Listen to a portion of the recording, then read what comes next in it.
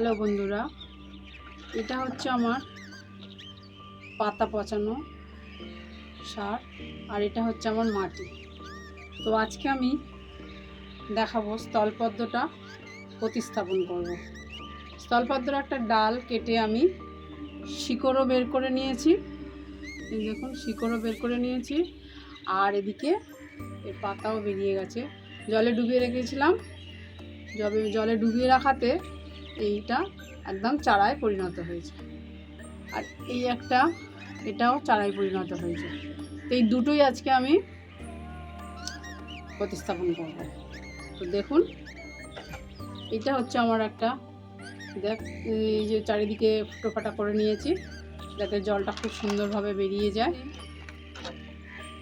আমি খোলাম কুচি দিয়ে দিচ্ছি, খোলাম কুচি দিয়ে দিলাম। আর এই হচ্ছে আমার মশারির ছেঁড়া।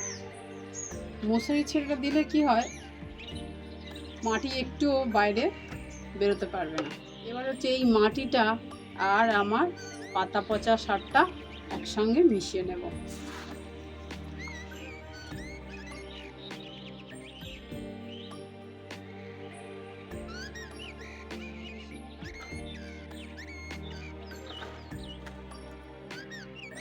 মাটি দিয়ে দিচ্ছি,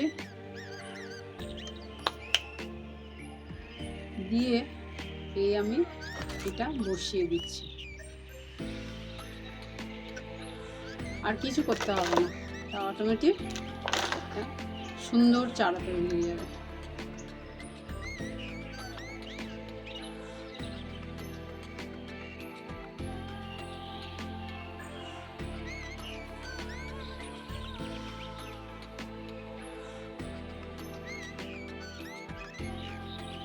হয়ে গেল।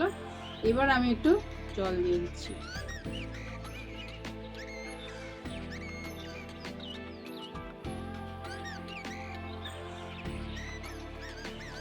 জল দিয়ে একটু ঠেসে দিলাম, দিয়ে আর একটু মাটি দিয়ে দিলাম।